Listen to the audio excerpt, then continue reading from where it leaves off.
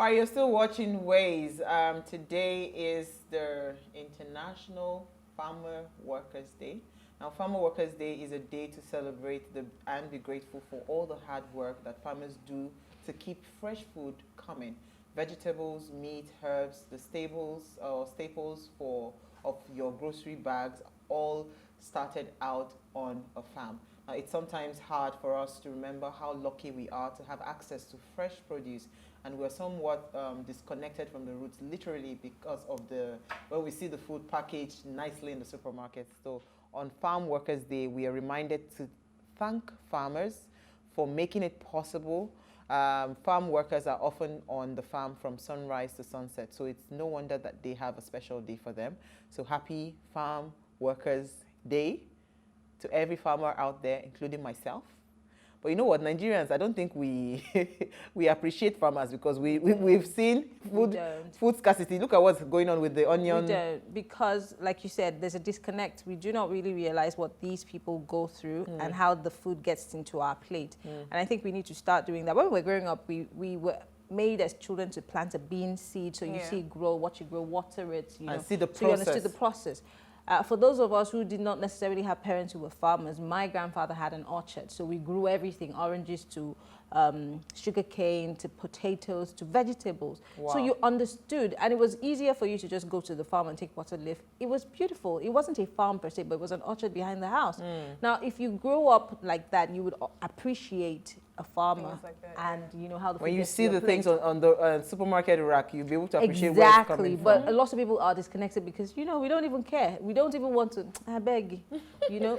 I think we need to, and we need to start from little. I don't know if we still do the young farmers thing in our schools. They do actually. My children, they grow corns, they grow vegetables, then they rear rabbits, they do chickens. That's catching them young. Yeah, that's good. Yeah. All right, so Uti, let's quickly jump into what we found in the news. We're coming to you first.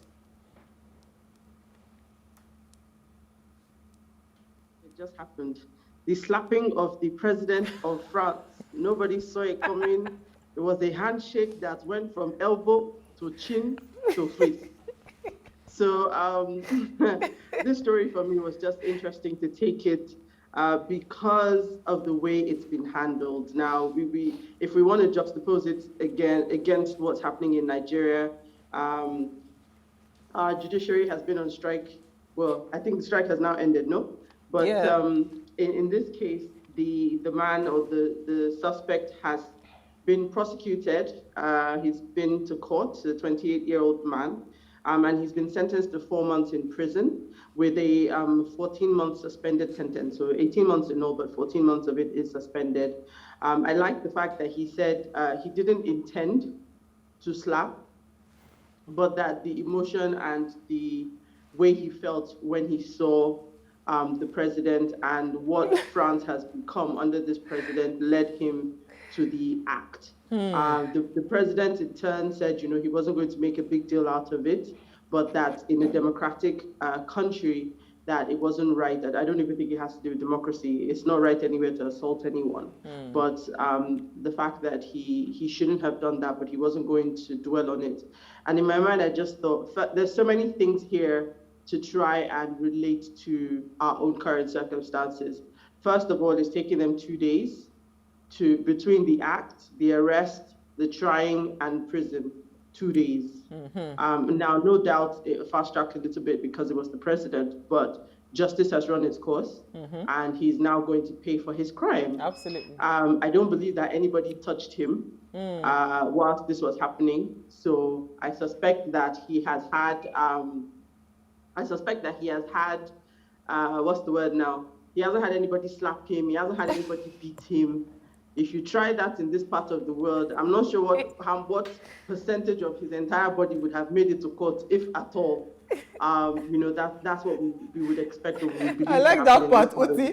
What percentage of his body would have made to court? What is court in Nigeria? Hey, so, that's if it's to put it lightly. To see the opposite of how things should compare to what they could be, what they should be. Let's put it that way. Absolutely. Marianne, you wanted to come in? Yeah, I'm saying, to put it lightly, there is no part of that person's body that's going to make it to court.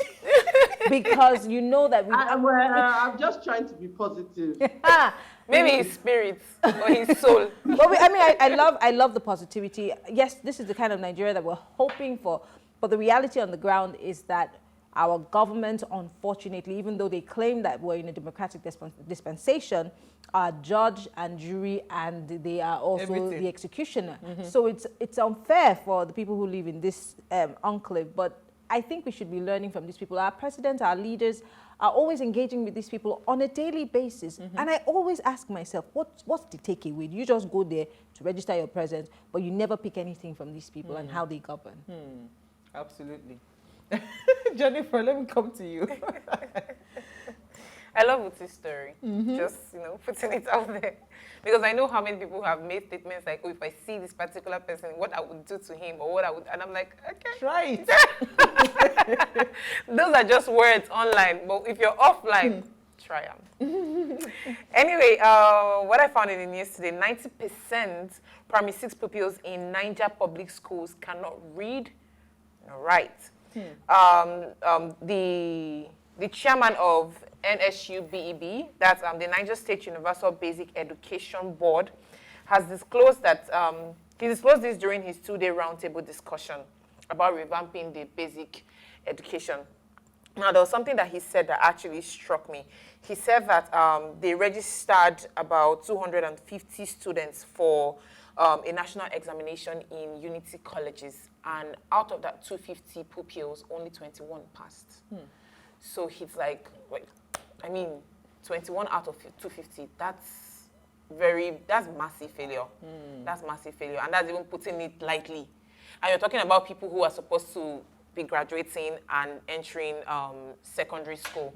So if at that stage you have people who cannot read or write, then I don't know what else you're looking for. Interestingly, this story that you took, while I was driving down to work today, I was over the radio listening in on the radio. I think there's one show they do, you call in anonymous to make a confession. And a teacher now calls in to say, he's worked in different private schools and how they normally used to go and, make sure that the students pass the exams in private schools and all of that. And it just brought to my mind, I know somebody very close home, that the person, when I saw her results in mathematics, excellent, I said, you. So why are you not studying? Why are you studying mass communication? I said, Auntie, leave that one. That one is not me that wrote the exam. So these are what private schools especially, they do. Why?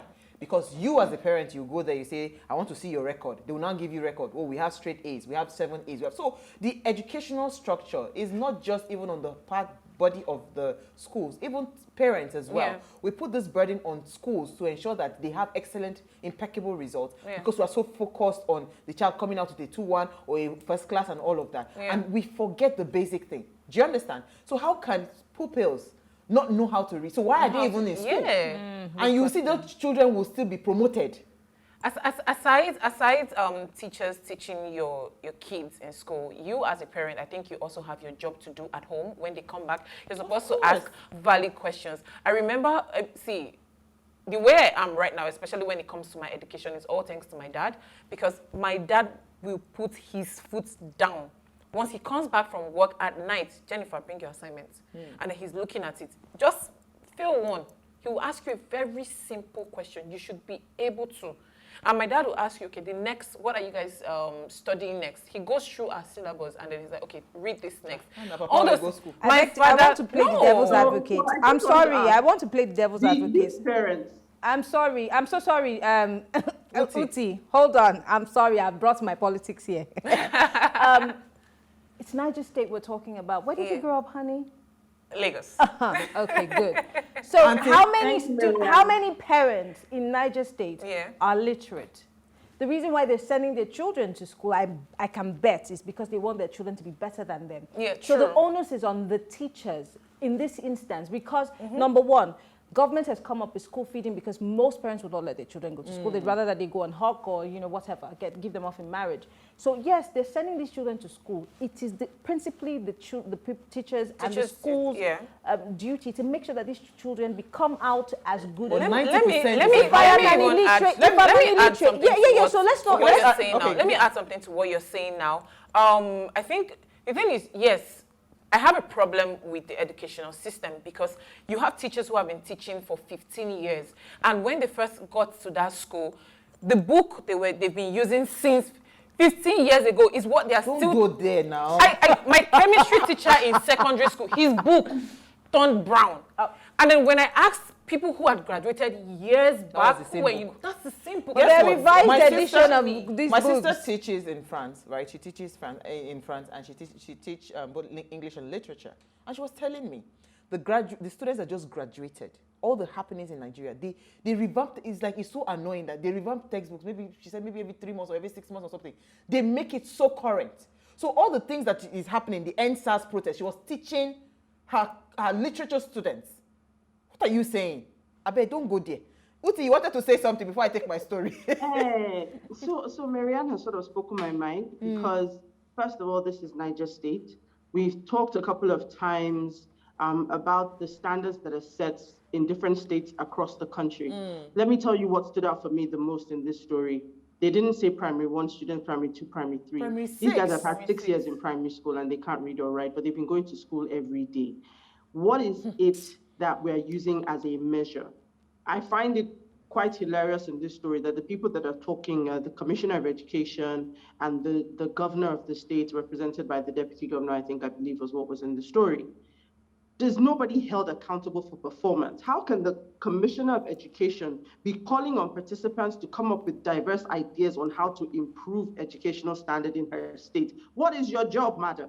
I don't understand. So when I read all of this, I say, well, the truth of it is the system is flawed. So to even blame the people, sometimes there's no point. Absolutely. Because when you have people who their cutoff mark is in the single digits, in the same country where other people's cutoff marks are 10% away from the target or from the top end of the score range, what are we talking about? So this story just decries so many things that is wrong with our nation, where if you read the comments in this story, which is what I find the funniest, is that these people tomorrow will become permanent secretaries, will become leaders in our civil service, and then the educated people will be subordinates. So what do we expect? I don't even know what to say. I think we should leave it there. It's really just distressing. It's unfortunate. So I'm just going to analyze, my story was just to analyze, hear your thoughts, the ladies, what your thoughts were concerning the interview. Finally, our president finally grants an interview. First of all, I was very... Can I be excused? Wait, no, you cannot be excused. First of all, I was so disappointed because it was not a live interview. I was expecting a live interview because most times when international journalists come, they give them that freedom to be able to do those kinds of interviews. First of all, it was recorded, and for me, he was very evasive when it came to the answers that he was given. The answers he gave to the people asking the questions, and also I think to some extent, even the people that asked certain questions. There was something I was expecting on healthcare that I thought would have come out after, and this is not trying to attack anybody, because I know I've been in that situation before. I've been privileged to interview his wife, that's Aisha Buhari, and I know how they were like on our neck, don't ask this, don't ask that, because ours was live. It wasn't even recorded. So I can imagine and afterwards, you still do the edit, and it was really, really, so for me, 2 things. He talked about grazing. He says he wants to create grazing areas and grazing cattle routes, so cattle would have a route that they ply. And he said that cattle rearers in Nigeria usually only take machete and sticks. That the people that are taking all those sophisticated weapons, they're from Mauritania, and I think he said Central Africa. And I'm wondering, okay, yeah, but I have seen Nigerian cattle rearers go with bows and arrows. They've gone with the locally made guns. So you can't just say it is only sticks and machete that they carry. So, and I cannot want to believe that it is only foreigners that are doing this, that are having these attacks on, farmer header clash. I don't want to believe that. Then he also talked about closing of borders, and he's asked Nigerians to grow what they eat, blah, blah, blah. I'm wondering, okay, with all the crisis that is happening with food security and, farmers complain about they cannot go to their farm, how would that, so it was just a muffled, for me it was mixed feelings, when he was asked about devolution of power. Of course, he mentioned the local government, that he believes that the local government has been so weakened, which is true, but we also want to also distill his own power. from the central, right? Let us spread it.